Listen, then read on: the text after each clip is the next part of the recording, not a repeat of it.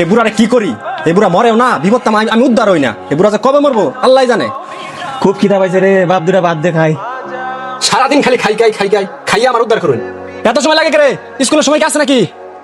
আচ্ছা বাবা শোনো, কি? তুমি যে দাদার দেখাশোনা করো না, তুমি যদি বৃদ্ধ হও তাহলে কি আমি তোমার সাথে এমন করবো? তাহলে দেখা শিখাইছে, হ্যাঁ? স্কুলে পড়ে কি দিতে শিখাস?